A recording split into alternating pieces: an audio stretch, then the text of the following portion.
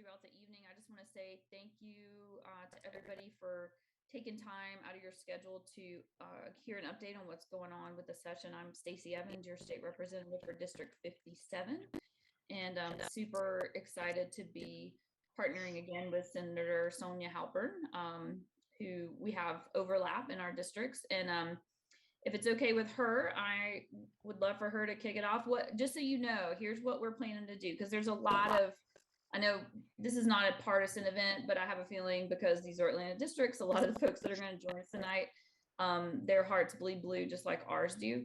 So there's a lot of negative stuff in the session, but there's also some good stuff. And so we were going to both start out sharing a couple of thoughts on some of the good things that have happened and some good things that have happened because bad things haven't happened. And then we'll go through some of the things that are bad that are moving through, and then we'll end again with some happiness. So I am Senator Sonya Halpern, representing District 39. Glad to be with all of you this evening. Thank you for taking time out of your Tuesday to be with us tonight. And of course, it's always a pleasure to be with Representative Evans. We have a lot of opportunity to do some things together as we're both part of the City of Atlanta delegation and the Fulton County delegation. And so I will start off by just sharing a little update on something that weighed so heavy on our minds at the top of the session, and that is the Buckhead City movement. So I want to just let you know that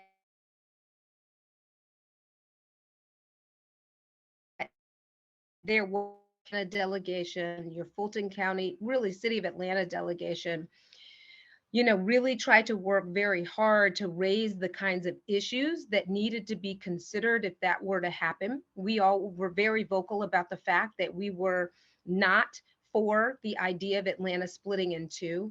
And so we got the news, oh gosh, now maybe 2, 3 weeks ago. The weeks are kind of blending together. I will share that with everybody. A few weeks ago, Speaker Ralston in the House made an announcement publicly to the press and effectively said, hey, it takes two chambers to get something done.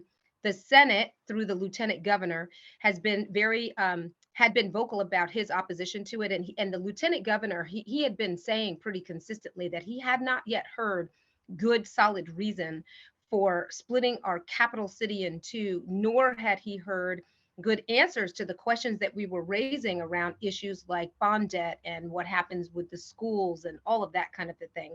So he had said that he was real hesitant, and the speaker echoed that sentiment and basically said, I think that we should give the new mayor an opportunity to really show that he is going to address the issues that Buckhead residents had been promoting as the reason for why they wanted to leave. So we were really excited to get the time and space of effectively this first year of our new mayor's administration to be able to work together with him and to work together with Atlanta City Council to see if we couldn't make some changes that would make a difference in terms of both public safety and also quality of life. And I'll let Representative Evans tell you a little bit more, but I will share that literally just yesterday, we hosted a press conference. It was, I don't know, I mean, the first time in a lot of years where city council, the city council president, and the mayor walked over from City Hall together to the Capitol and joined with those of us who are in the House and the Senate, City of Atlanta delegation, to say we are working together. We have heard the issues and we will address them together. And we understand that we have work to do and we're already getting to that work. So I did want to share that because I know that at the start of January, that was a really big, big that took a lot of mind share for those of us who are in the city of Atlanta and represent Buckhead. So that's really good news there.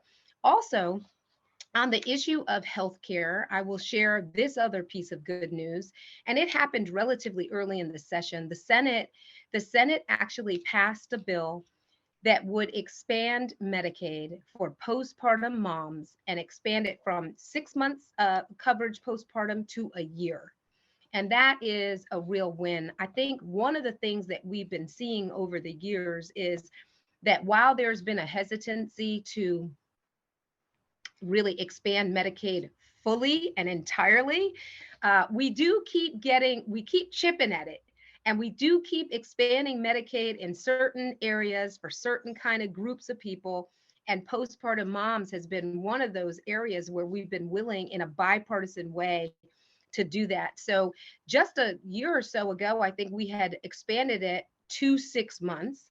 Now we've expanded it to a year, and we know that's going to be really meaningful to young moms and their babies to know that they have insurance coverage over the first year after giving birth.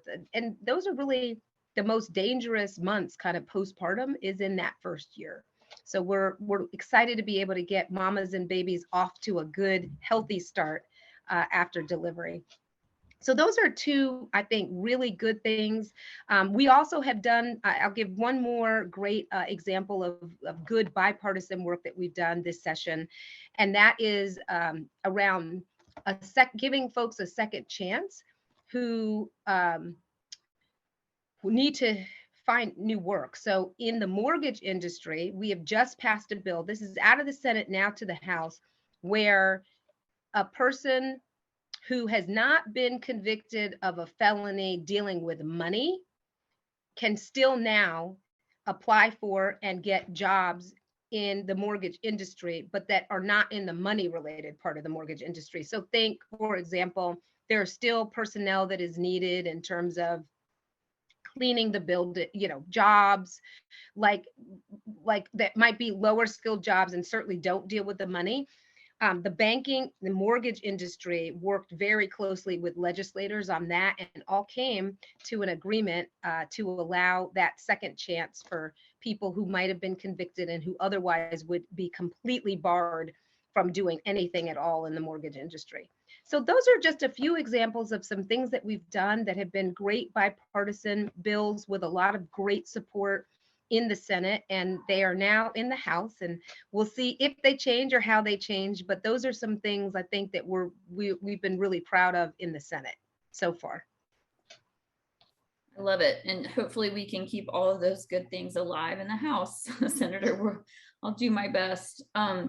A couple of things that we've done in the House that we've now sent over to the Senate, and hopefully they will keep moving along in a good way, that I wanted to touch on. First is one that some of you have likely heard a little bit about. This is the mental health parity bill. It's House Bill 1013. It's a huge bill, so I don't expect it to come back from the Senate unchanged. But generally speaking, the overarching theme of this bill is to finally say in Georgia, to make a policy statement that mental health is on par with physical health, and that insurance companies need to treat it as such and cover it as such, and that our Medicaid system would do the same. And it provides some opportunities to get more providers in this area to support them more in what they do.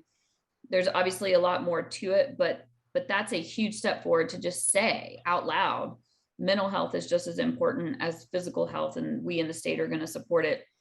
This is a bill that the Republican Speaker of the House is very supportive of. It. His name is lead sponsor, which a speaker does not normally do. And so I think that's going to end up being a bill that is going to be traded for a lot of things because it is so important to the speaker, but hopefully cooler heads will prevail along the way, and we'll put politics aside and focus on what a great bill this will be for the people of Georgia, because it's huge. So that is one thing that we did in the House that I was super excited about. We also passed two bills that really help working men and women, and that's HB 389 and House Bill 1377. 389 and 1377. They both go to the idea that we've known for a long time has been happening, which is that employers are misclassifying their employees, calling them contract workers and giving them a 1099, not treating them like employees with all the benefits that go, the withholding, the opportunity to get unemployment benefits if something bad happens, to properly have retirement benefits withheld. and obviously the opportunity for insurance coverage. And this is something that I think Republicans and Democrats alike have realized has been going on, but no one has really been willing to do anything about it. These two bills together, I think, take a step forward in saying, we're not going to let this happen anymore. And if you employers of the world are out there misclassifying your employees, we've got some real penalties now, and we're authorizing lawsuits, almost whistleblower lawsuits for folks that find out that employers are doing this, because it's not just the workers that get hurt, it's our whole state. Because if you're not treating your employees like employees, that means you're also not withholding taxes, and you're not paying your fair share to the state. And from a business to business standpoint, it's a competitive disadvantage for those that are doing it the right way, because it costs more money to do it the right way. And so we don't want to reward bad behavior, and we want to give those that are suffering at the hands of bad behavior more of a tool. And so these two bills together do that. So that's very exciting. And then one other positive bill I want to just make sure you know, because it didn't get a lot of press, but it's also a huge step forward for our state, and that's House Bill 1354.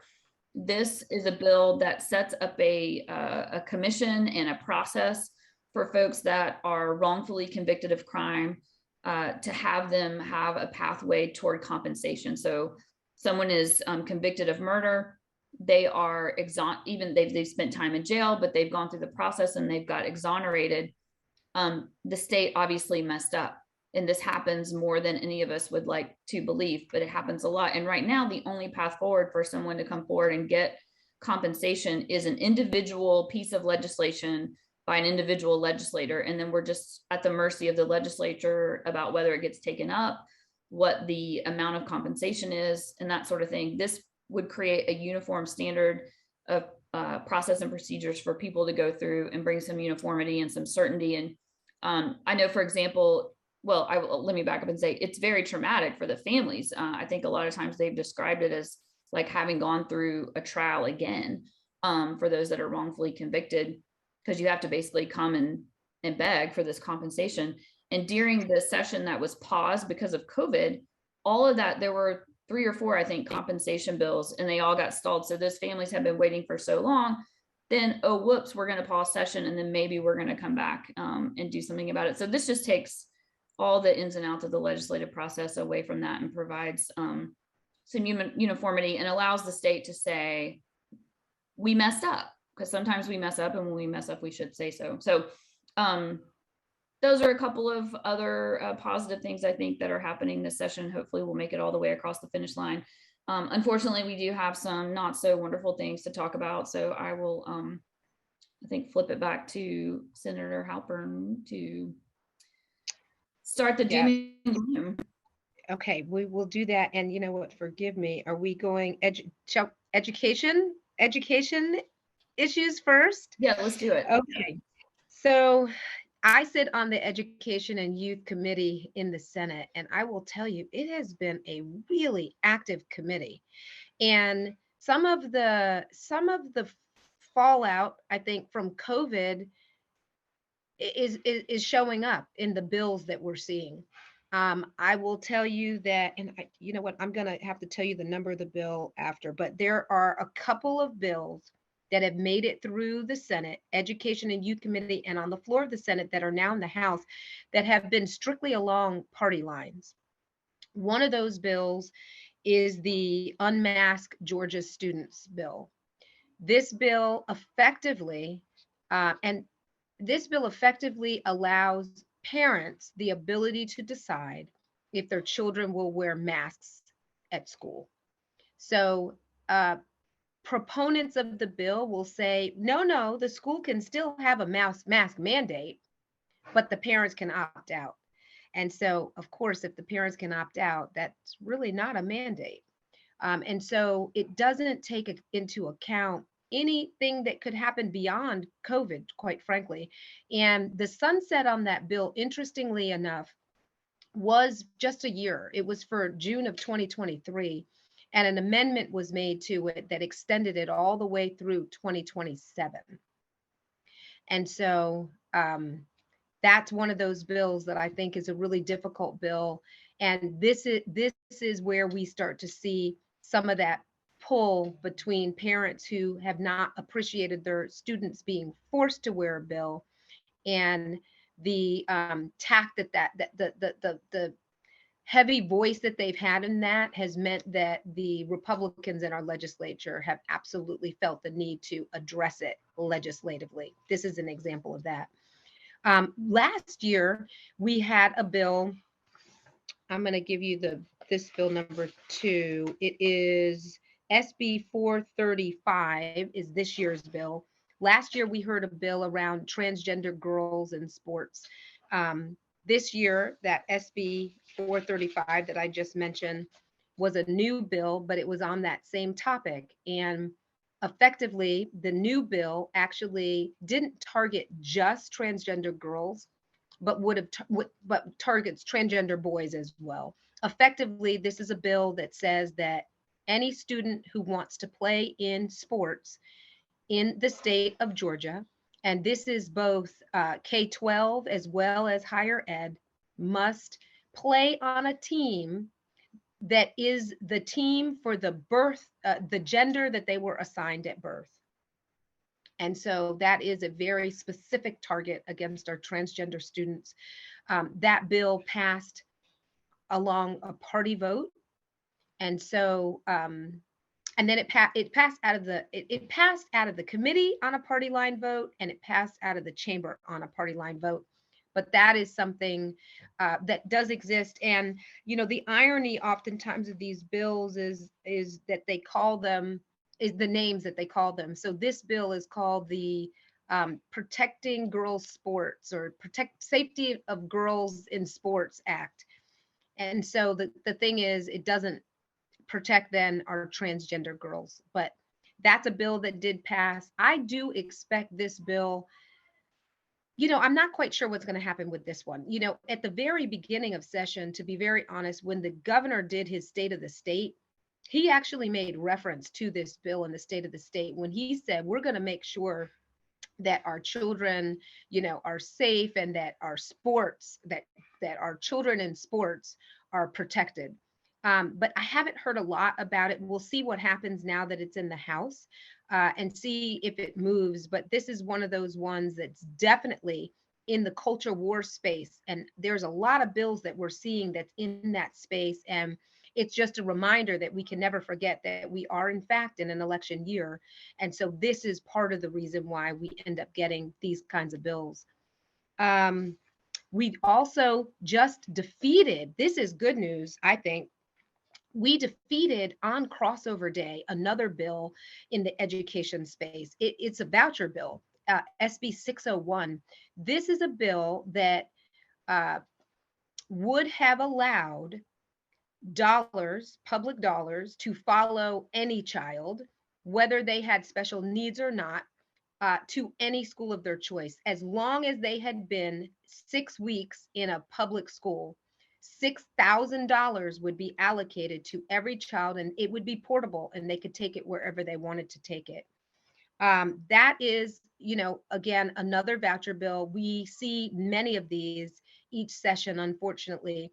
And the reality is, we had one just last year that expanded the definition of special needs, took it from, I think, 10 classifications to 25, and we've yet to even fully understand the impact of that bill on our schools and on our public education.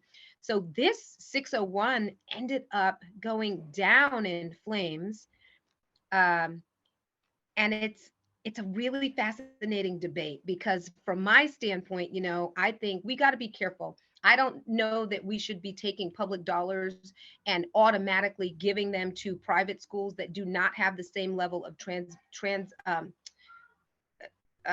accountability as our public schools do.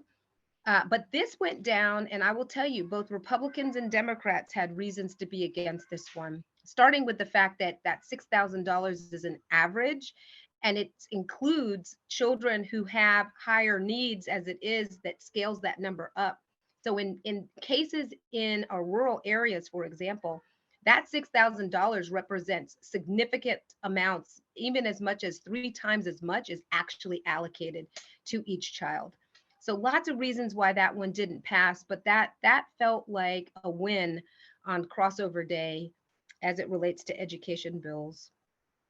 I will stop there and let you, Representative Evans, tell us what's happening in education in the House. Thank you. Yes, well, we are prepared now to receive, unfortunately, the unmasking bill and the anti-transgendered student bills. Those are two that we have not passed. Sometimes the House will pass bills that look exactly like Senate bills for the most part, but we did not do clones of those bills, so we'll be getting those for the first time. I assume sometime next week. So we're prepared to pick up the mantle and fight on those. And Senator Halpern touched on this, and it's so true. The names they give these bills are so very misleading, and really show that these are in a lot of ways what I like to call bumper sticker campaign season bills, because a lot of them don't really do that much, but they sound like they do, and they play to the base. Like, for example, we're now in Education Committee looking at this this Unmask Our Kids bill that Senator Halper mentioned, Senate Bill 514. It doesn't really do a ton. And as many of you know that are parents of school children, the kids are being unmasked. We're following the science and the numbers are getting better. And so a lot of our kids are in schools that have gone mask optional.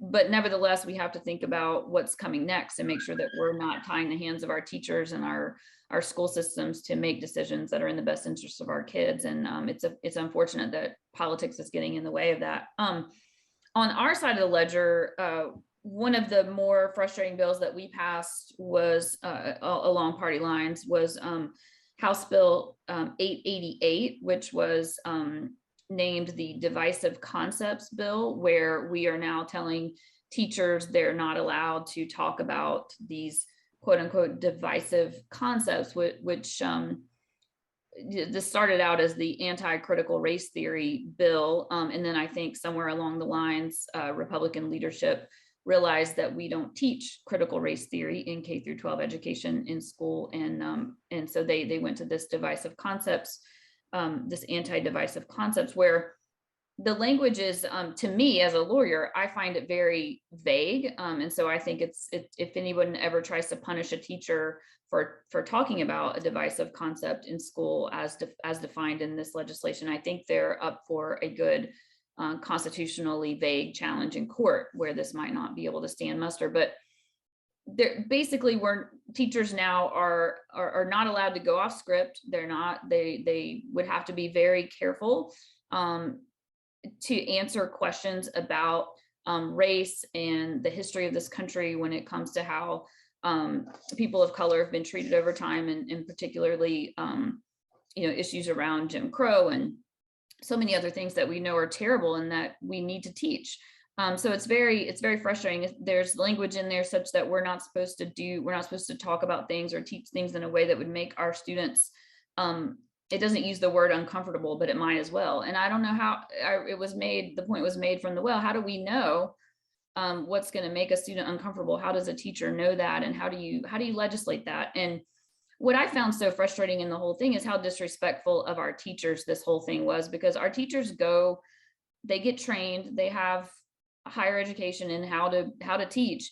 And of course they learn how to deal with controversial subjects and how to age appropriately introduce concepts to our children. So I just think it's a bunch of folks, many of whom haven't had a kid in the classroom in many, many years, and are attempting to tell teachers how to do a job that they know very little about. So that bill has now passed over to the Senate and hopefully can be stopped, or at least made not so terrible. Another bill that we've passed in the education realm in the House is House Bill 1178. And this is another one with such a great name. It's called the Parental Bill of Rights. And it's a bill that claims we're now going to give all these powers to parents over their students' education. Things like they can opt their children out of sex education. They can insist on seeing a teacher's lesson plans, reviewing books that are going to be taught. And here's, I won't bury the lead on this. parents already have all of those rights. Every single thing I just said, parents already can do. But this is another bill that insults our teachers and adds another layer of administrative headache on top of them, because while parents have always been entitled to these things, such as what books are you teaching, what are your lesson plans, things of that nature, now we're essentially setting up an open records like schedule that teachers and school boards and school systems will have to follow when a parent asks for these items, and parents are going to have a system they can go through now to complain that they don't believe they've been given everything. And if you've watched any coverage of how our school board members are getting treated right now, you know that this is really just setting up a system for folks that want to harass our teachers and our school systems. And so for that reason, I voted no. This passed largely along party lines in the House. And it's just very frustrating because it does very little. As I mentioned, it gives no rights that don't already exist, but it does set up this administrative nightmare, I believe, for our teachers. And then I actually have a good education bill to share too that I had forgotten about when I was talking about how we were about to move to the doom and gloom section. We passed House Bill 1283, which I was proud to co-sponsor along with Demetrius Douglas, a fellow rep from Henry County. This bill will make recess mandatory for our early grades, and state that we're not going to let it be used, not going to let recess be taken away as punishment for students, because we know how important it is for mental and physical health for our children to move and for them to get out. And of course, there are the reasonable exceptions you need for weather and things like that, that we're not going to make kids go out in the freezing cold or the pouring rain. But overall, it says we're going to treat recess with the importance that it deserves. And so hopefully that's one that's come up a couple of times over the last few years. So hopefully it'll make it all the way across the finish line this year. But that is, I believe, a very positive piece of education legislation. So that's all I have on education. Senator, if you want to add anything else, otherwise, if you want, we can push on over to public safety. I'll add just a couple of thoughts on education, and that is that, and I didn't mention them in my opening, but I just want to say that we also had in the Senate our own divisive concepts bill. We also had in the Senate our own Parents' Bill of Rights bill. And so when you start to see mirror bills in both chambers, you do start to understand where the priorities are.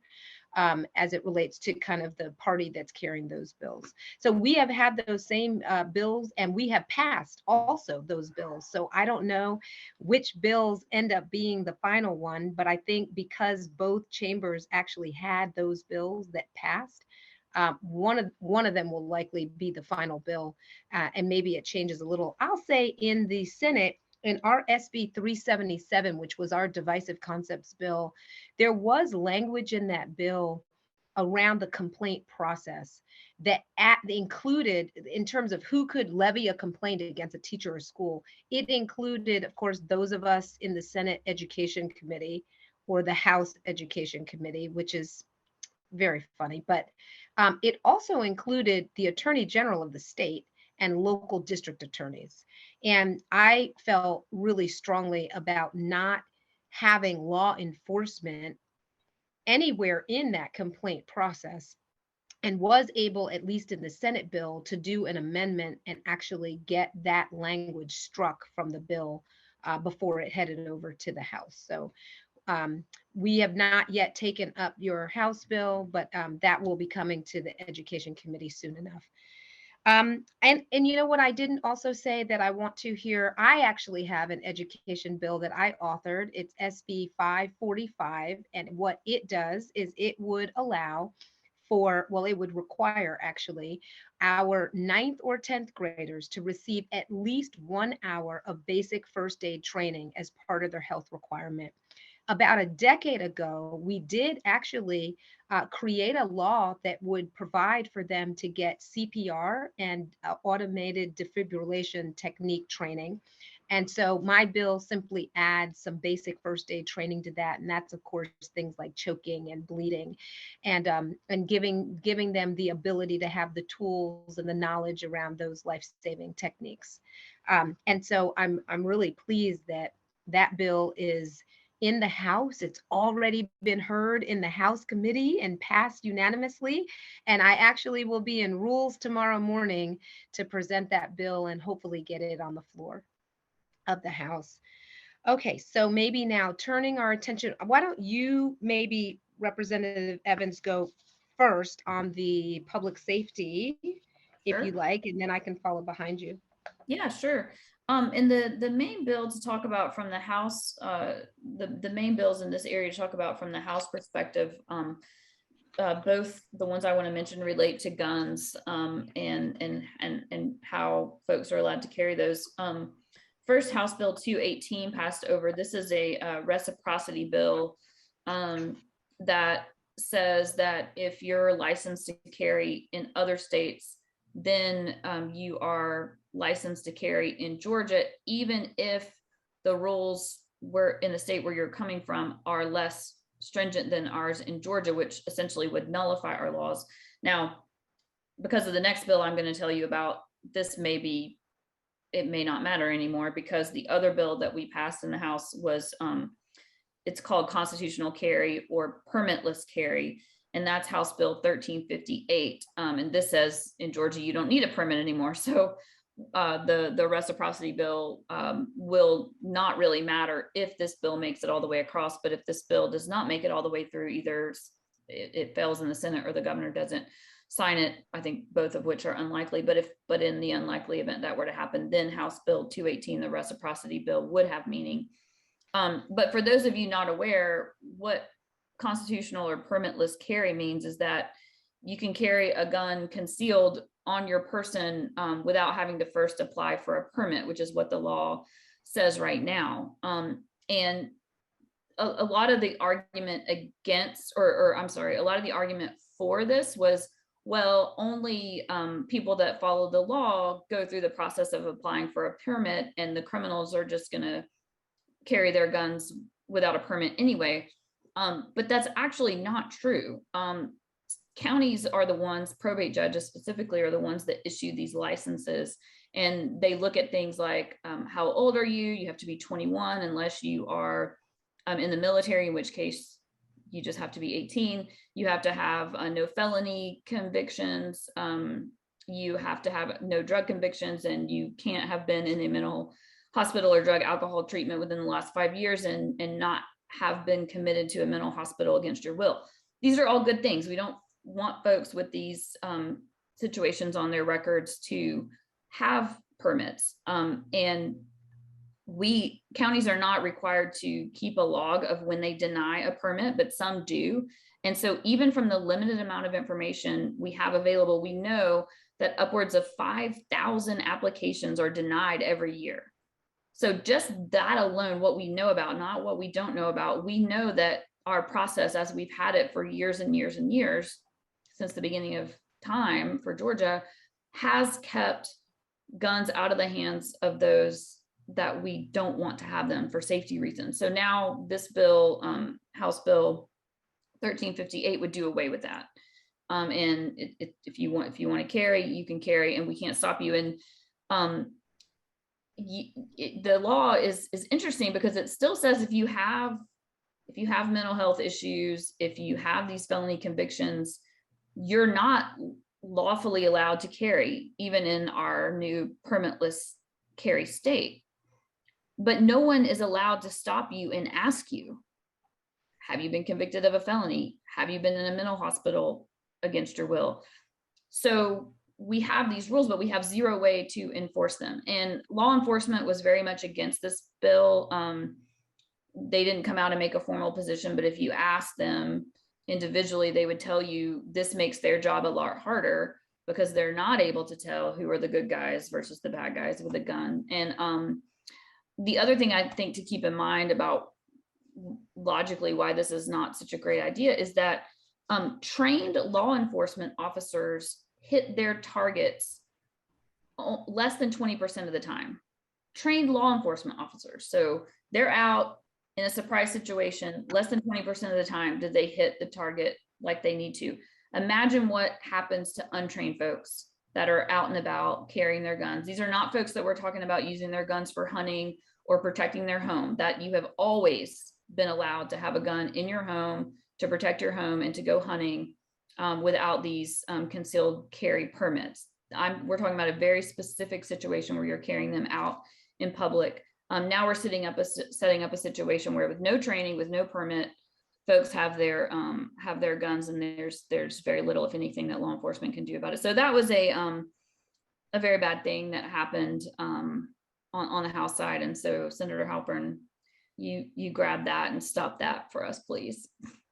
Well, unfortunately, we had similar bills in the Senate, and so it's probably unlikely that we'll stop, because SB 319 was our Georgia Constitutional Carry Act of 20. That one I think was actually of 2021, believe it or not. But we had our own constitutional carry, permitless carry gun bill that passed out of the Senate as well, that I was going to mention to you. Same thing. We've had a number. Actually, we had one day, it was a Monday, and we had 3 gun related bills. So we just, because you got to find a way to laugh sometimes, we teasingly called it Monday Gun Day, Monday Gun Day. But that constitutional carry bill was one of them. Another bill that I want to point out is SB 171. It's titled, again, ironically, the Safe Communities Act of 2022. But this bill is really targeting protesters and protesting. And what it effectively says is that if, for example, a city were to give a permit for a protest, so an organization gets a permit so that they can lawfully assemble, but in that assembly, violence starts to break out, or buildings are defaced, or monuments are damaged, that it would be the city that would end up having to pay for all of that damage. And so I think that there's actually some interesting constitutional divide in this bill as it relates to allowing people to assemble, because that is a constitutional right, and at the same time telling cities that if something were to happen that would be beyond the city's control, because they're just issuing permits, for example, that the city would have to actually pay for that. And so I think it puts our cities, for example, in a really delicate position, because people have the right to assemble, but are cities going to want to take the chance at something happening unpredictable to them and then actually having to pay for that? So it's a interesting bill. It is a bill that passed on down party lines, but that one is also now in the House for their consideration.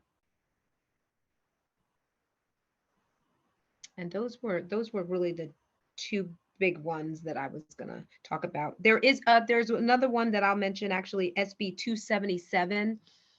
It expands exemptions. So, but this is one that would allow court officials to actually carry guns. Court officials to be able to carry in courthouses. So our judges, for example, could in fact carry a gun and have it in the courthouse. And that one actually passed on, with bipartisan support, but I just wanted to mention it as another bill that had to do with expanding where and who is allowed to carry guns. Excellent. One bill I want to add that's not exactly public safety, it's really more voting, but because it involves the GBI, this is a good place to bring it up. And I saw that we also had a question about it in the chat. So I wanted to just mention it really quick. The voting bill of the session on the House side is House Bill 1464. And I don't know if y'all remember at the beginning of the session, the Republican leadership and the governor were both saying we're not going to talk about any new voting bills this year because we have the strongest voting laws in the country because of Senate Bill 202, which was the omnibus giant 90+ page bill that passed last year that had a lot of really bad things in it that now prevent folks from voting and have already created, we know, decreases in the number of voters, particularly at the number of absentee ballots being accepted. But in any event, that was last year.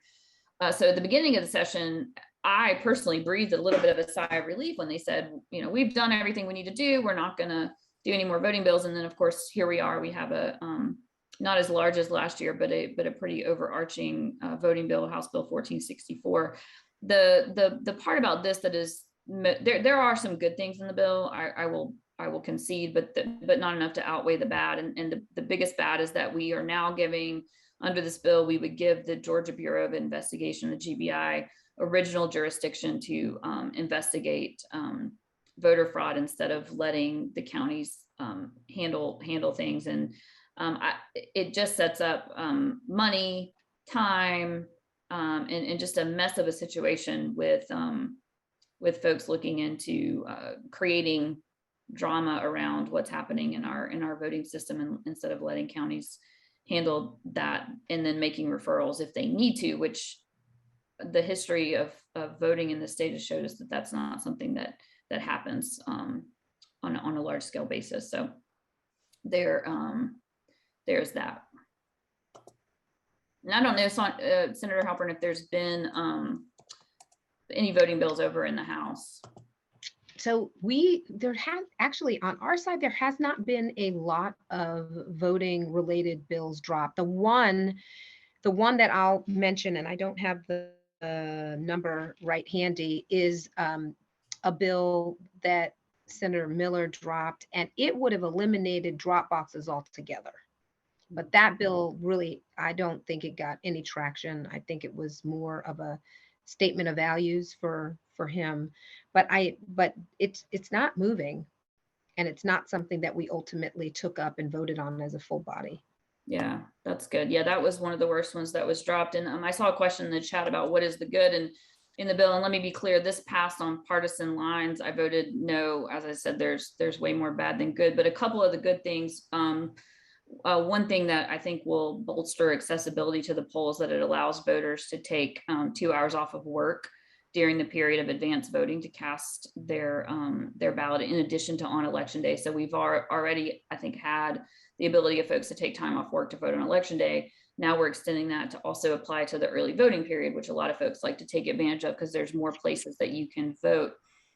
There's also a provision in House Bill 1464 that eliminates a requirement that was actually put into place for the first time in Senate Bill 202, which required counties to publish the number of ballots cast on election day by 10 p.m. that night. That was a huge burden and problem for our larger counties like Fulton and DeKalb, because they have just these massive numbers of voters, and maybe that's not a big deal in a smaller county, but it is here. And so I think that everybody involved saw that this was a problem and didn't need to be a requirement, didn't help anybody, and so that was eliminated. So those are, you always got to look at the bright side sometimes, and those were a couple of good things that were in that bill, but certainly not enough to cause me or any Democrats, I don't think, to vote for that bill. So I think the next area before we get into some questions is healthcare. Yeah. I will mention a couple of bills. I'm going to start with SB 456. This is a bill dealing with medical abortion, or basically abortion pills. It did pass, and so it will be heard, I'm sure, in the Health Committee if it hasn't already in the House. And it effectively does this. It says that a telehealth visit is not enough for a healthcare provider to be able to provide a prescription for abortion pills, specifically the pills, and therefore it bans those pills from being mailed, put in the mail and sent to somebody. It goes back to here's the reality. The reality is 2 years ago, before the pandemic, you had to be seen by a healthcare provider directly, and you had to have an ultrasound. This basically reverts things back to the way that it was 2 years ago. In COVID, understanding that people weren't, just with COVID and all the precautions around COVID, it was expanded to allow people to be able to do a telehealth visit with a provider in order to be able to access abortion care, even through medical abortion, which is more and more really where the largest percentage, how the largest percentages of abortions are being done, is through pills. This, more than anything, particularly affects our folks who are in rural areas. Just as a reminder, we've got 80 counties, 80 out of 159, that do not have a single OBGYN. And so it makes it much more difficult for women in those areas to be able to seek healthcare generally, and that would be inclusive of abortion care. So that's one that I just wanted to mention, because that's one of those kind of, you know, culture kind of issues that people tend to be on one side or the other on. The other one that I wanted to talk about, and forgive me, I'm gonna have to come back to you with the number, is medical cannabis. And and so I also sit on the Health and Human Services Committee, and we just actually heard today the House bill dealing with medical cannabis. So just a little update on that. Years ago, it might have been as many as 5 years ago now, the legislature effectively said, we do know that medical cannabis is something that we need to regulate, and we want to create a commission. And we're going to let that commission create a process by which we will do licenses. And the legislature said 6 licenses to begin with. That's all. Let's do 6, and then let's see how it goes. And then we can open it up for additional licenses as we get more and more patients. I think there's something like 20,000 patients across the state that would actually be candidates for medical cannabis. So the commission got set up, and for whatever reason, the process that they used on granting the licenses made quite a number of people unhappy. There were only 6 licenses to give, and there were 80 people who basically responded to the RFP. And so that means that there were a lot of losers. and and 16 of them are actually appealing in the court the process by which the commission actually approached doing the licenses, and that has held up our ability to be able to go ahead and issue the licenses and get medical marijuana into the hands of the patients who actually need them. So there's been 2 bills, the House bill and the Senate bill. The original bills seem to be very similar, actually. But ultimately, what the Senate passed, we stripped everything out of that bill and basically said, Commission, we need you by the end of May to issue the 6 licenses. Like, do it. You know, figure it out and get that done. Whatever the appeals process is, make sure that you are finished with it. And by the end of May, we want to see those 6 licenses um, executed on. So that's what we passed out of the Senate. The House bill came to the Health Committee just today, and basically what we said to the author of the House bill is, we are stripping your bill and we are replacing it with the very language that we replaced our own Senate bill with, which is going to say, by the end of May, we want to see the commission actually execute and issue the licenses. We know there's probably going to need to be a change in the process.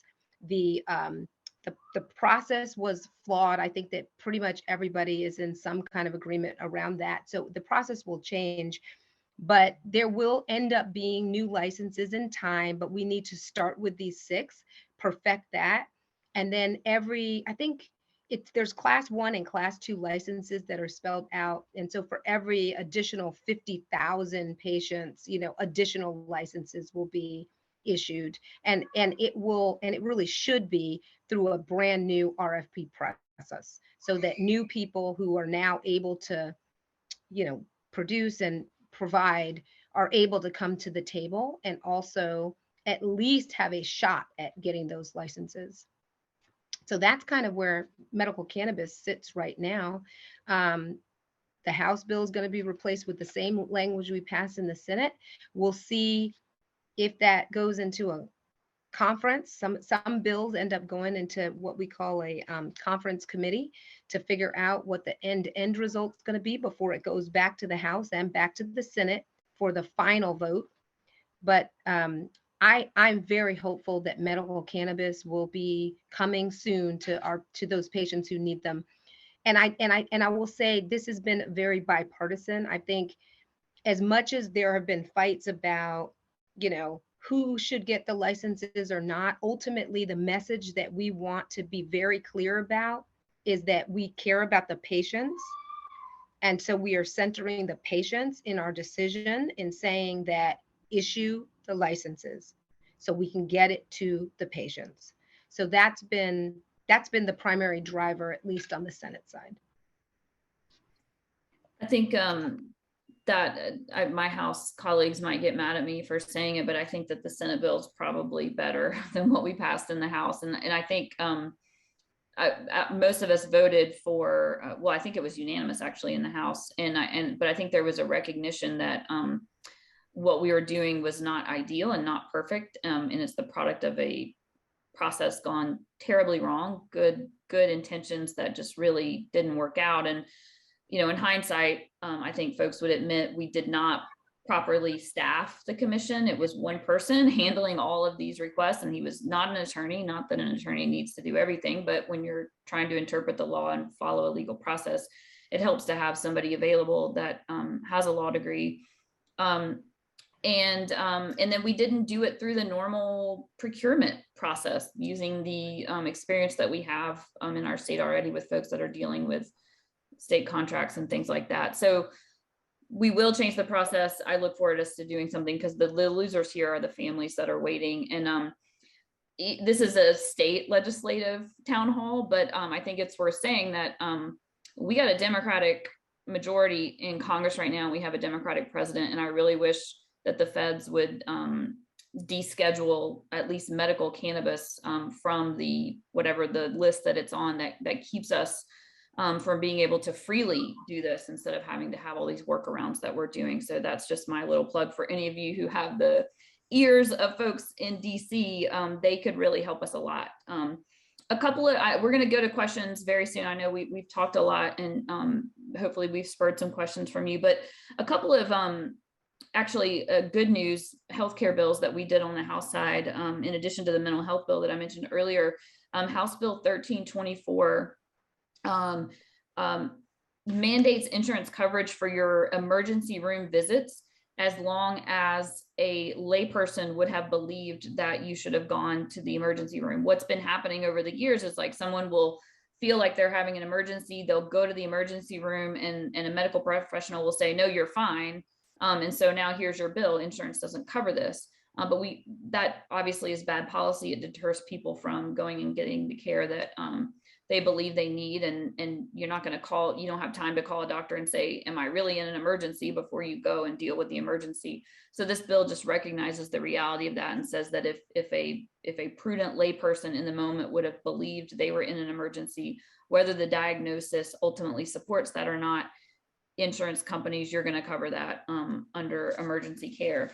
And then House Bill 937, which was a Democratic bill that passed, that said insurance companies, if you cover mammograms and pap smears, we're not mandating that coverage, unfortunately, but if you cover that, you've got to provide written notice to your female patients that are over age 40 that you do that, so that they know that that coverage is available to them. And then a couple other health issues that I want to just let you know that we've done. House Bill 1355 attempts to update and bring awareness to the presence of lead in our water that's hurting so many of our kids. And helps to provide some more remediation for that and awareness. And then House Bill 1348, which updates our Smoke-Free Air Act to say that if it's a smoke-free area for cigarettes, it's also a smoke-free area for vaping. And we all have heard while vaping in a lot of ways, I'm sure I'm not a healthcare professional, but is better than smoke. It's still hurting a lot of our kids. And we want to do what we can to clamp down on that and keep that out of the atmosphere as much as we can. So those are some good notes to end on healthcare wise. And Senator Halpern, anything else you want to add? And then we can maybe let Kennedy take some questions. No. No, I looking at the time, we could talk all night about the different bills. I mean, we did 45 bills on crossover day alone. So maybe now's a good time to open it up and answer some of your questions, and we can add more about certain bills if it makes sense as we answer your questions. Seems like we have a question in the chat. Is there any progress on Medicaid expansion?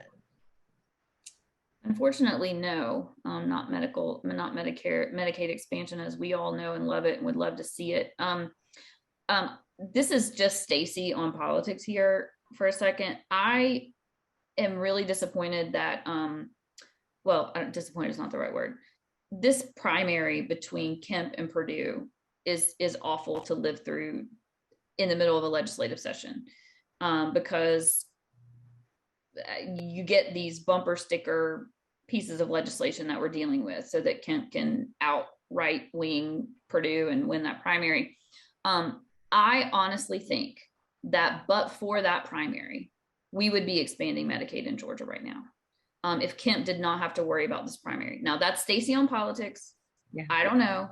But it makes no sense, no logical sense not to expand Medicaid and take this money, other than the right wing of the Republican Party has decided this is just the end of days, and all it is a Democratic ploy to control us and take all our money. From a business perspective, it makes sense. So I think this will happen in Georgia. And hopefully it will happen under a Democratic governor named Stacey Abrams next year. But I kind of think no matter what happens, this is something that's eventually going to happen, because we need the money. Our hospitals are hurting. And then if we pass this mental health bill, which I think we will in some form, the fiscal note on that thing is huge. And we've got to pay for that some way. And we're required to have a balanced budget. So getting some more help from the feds can only help in that regard. So that's a long answer. The short answer is right now, no, it's going nowhere. We bring it up all the time. There's almost no bill that gets talked about in the House where someone doesn't ask a question like, couldn't we just take care of this by expanding Medicaid?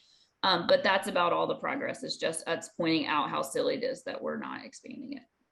There is clear understanding that we need to do more for our folks without insurance. There's like every which way you turn, Republicans and Democrats are all understanding that we need to do something about that. I actually am very bullish on Medicaid expansion, as Representative Evans just said. I'm in 100% agree with that. And I don't have any insights into what's happening in the minds of Governor Kemp, but I'd be very surprised if we don't see Medicaid expansion happening, sooner rather than later. We are a state that touts that we're the #1 state to do business in. We know for sure that economic development for our rural areas, in particular, it's very difficult to come by, and it is not going to come by if you have hospitals that are closing, because who's going to relocate a business to an area that does not have hospitals or easy access to medical service?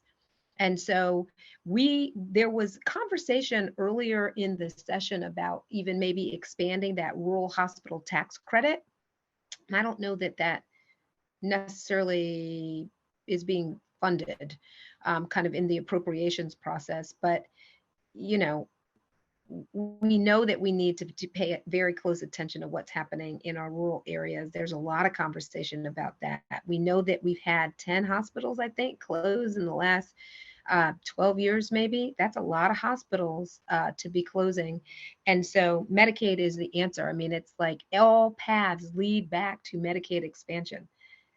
And we have a 9-to-1 match just waiting for us to say, yes, we'll take it. So even for any leader who's thinking about running a state, even thinking about it from a business perspective, I mean, what business would run away from a 9-to-1 match that would allow you to insure more people and actually improve the health outcomes of your citizens? So I am as bullish as Representative Evans is on that. Great. We've had a couple more questions pop up in the chat here. Has there been any progress to help fund home and community-based services for those with developmental disabilities? I do know that in the house, so this is now in comp waivers. And just for context for everybody else, we've got 7,000 families on the waiting list hoping to receive these waivers in order to help them be able to have home and community-based services for family members who have developmental disabilities. I do know that in the House version of the 2023 budget, they did approve 225 additional waivers. Again, there's 7,000 people on the waiting list. These numbers are going to sound very small, but they did fund 225 additional waivers. On the Senate side, I, along with a number of other people, have put in a request to also at least match what the House has done. And so the hope is that altogether there will be at least 500 additional comp waivers that will be approved on top of, the other number that's kind of already there. So it's not as expansive as we know it needs to be. There are, and I know you know this, Ms. Fields Harris. There is a bill that was dropped, and of course we'll be at the end of this biennium, and so we'll have to redo that again starting at the next biennium to really get every single one of those families over the course of 5 years off of the waiting list. And so that we can do better by our families, because the needs are great, and we're I mean, to say we're scratching at the surface is really even an overstatement. We've got a lot of work to do in this regard. Great, thank you. I got a question from Kate here. Do either of you serve on a committee that can question how DCA administered its rental assistance program and had to return funds to the U.S. Treasury for other states to use? I don't directly, but I will say in House Judiciary, we've had several discussion around bills that relate to evictions and rental issues. One really bad bill that didn't go anywhere, thank goodness, and then one really good bill that unfortunately stalled. And so we've had some conversations around this, but not to the extent that I wish we would. And for those that aren't familiar, there were a lot of federal funds that came down to help with rental assistance, and it came through the Department of Community Affairs in Georgia to administer. And I don't know the exact percentage, but it's embarrassing how little of those funds have actually made it into the hands of renters who had problems making their rent. And this is another one of those things that just doesn't make any sense, because if a tenant has money to pay their rent, then by definition, the owner of the property is also getting money. So you're helping both sides of this equation. You don't have to choose between landlords and tenants. So I don't understand any good reason why this happened, other than, again, this is money from a federal government and it's seen as a democratic idea. And I do know that there doesn't seem to be any interest from leadership in making this better, which is really unfortunate, because it's money that's there for this specific purpose and we're just not doing anything with it.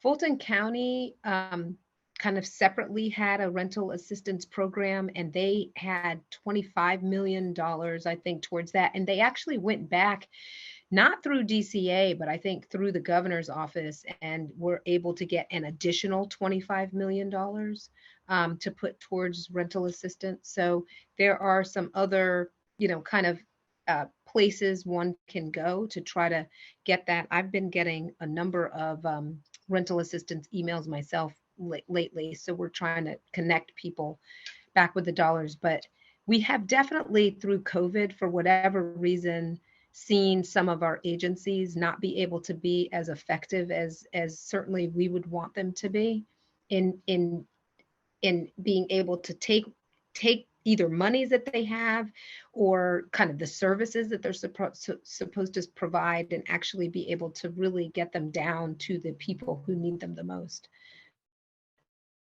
So that's been a struggle for us who are trying to connect residents with those services, and that's been kind of ongoing through the pandemic. Great, thank you guys. Is there anyone in the legislature looking at the issue of how we regulate our utilities in the PSC? I can let you know, in the House, there are several bills aimed at that direction. None of those bills are moving, and it's not much of a mystery why. Georgia Power, which is regulated by the PSC, has a very strong position of power, both with the PSC and also in the legislature, and that prevents a lot of movement. It's very unfortunate because we need our PSC to actually take care of the people and not the industry. But that is what's happening. Related to that, we've talked a little bit this session about how the PSC is elected, and a lot of you are probably familiar with the fact that right now we have the PSC is made up of, I forget how many folks, but there's, let's say it's 6. I think it's more than that, but let's just pretend for a second it's 6. So you have to live in that one of those areas to run, but the whole state votes for you. And that keeps, for example, a Democrat from being elected from a metro area, or a person of color being elected from a metro area. And instead you get a very white male, for the most part, conservative PSC. And so there's a court challenge to that as violating one person, one vote, and not giving communities the ability to select the candidate of their choice.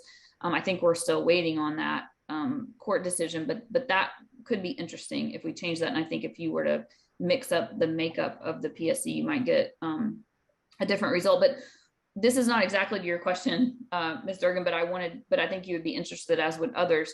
One of the things that's going on right now is we are trying to figure out as a state how we're going to deal with electric vehicles, and where we're going to have charging stations for those, and how that's going to get funded, and who's going to be in that business. And a lot of our convenience store owners, which are small business owners all across the state that deserve our support and our respect, want to make these charging stations available. But at the same time they're trying to do that, Georgia Power is doing that along the roadways, and get to do it with monopoly power in an industry where they set the price. So convenience stores are very reluctant, as you might imagine, to really invest heavily in this when they could be price gouged by those that they're competing against. And there has been some legislation to try to address this very bad issue of fairness that we're looking at. But unfortunately, that's also not moving. But I think this is one where we need to take it directly to the people and raise some more awareness of what's going on here, because the consumers are the ones that are going to lose, just like we've lost by having to take on all the overruns of Vogel and so many other things that we're paying for that we shouldn't be, if our PSC would step in and do its job. And I saw, Kennedy, I saw that same question about workers' comp, and is there anything that we can do to improve workers' comp in our state? And this is one that we dealt with directly in the House. There was a bill to raise the maximum rates that are allowed under workers' comp by $50. Very insulting to the working men and women of this state that we would do that. But it gave me and others an opportunity to go to the well and talk about how woefully inadequate our workers' compensation is in this state. And keep in mind, these are folks that are working. This is not a hand. These are people that are working. They get injured on the job, and we have maximums that we allow them to collect, no matter how bad their injuries are, no matter if it's debilitating, no matter if they can never work again. We have a max out of what they can get. And we also have a max of a monthly rate that they can get, no matter what their actual salary was.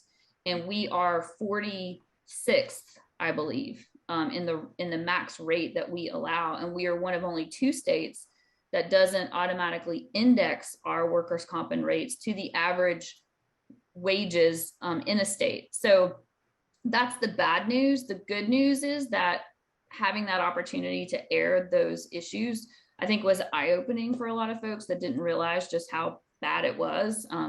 Nevertheless, that they should have. But in any event, we got to talk about it out loud. And I think it's going to lead to us having a study committee over the off season to talk about how do we bring our workers' compensation in line, at least with some national averages, and not treat our folks so terribly.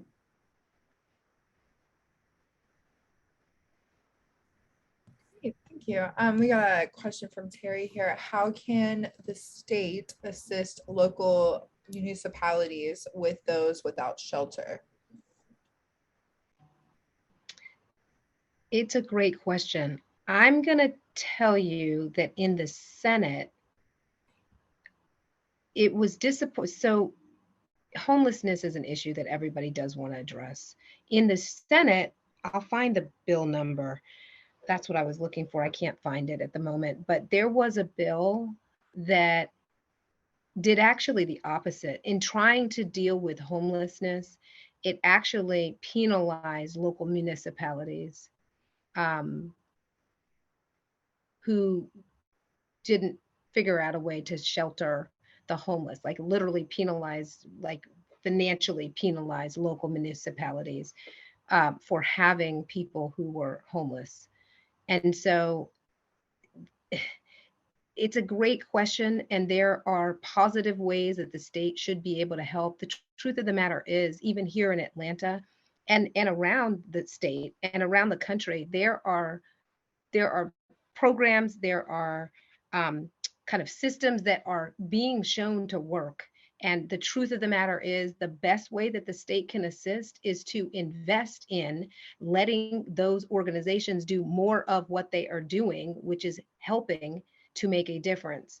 I would say funding is a huge part of what the state can do if the state wanted to be very serious about helping our municipalities address homelessness.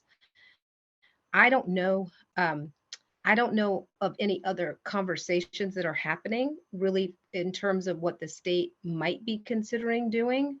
But I can tell you that for sure, the piece of legislation that we had in the Senate was exactly what you don't want to have happen to try to resolve the problem at hand.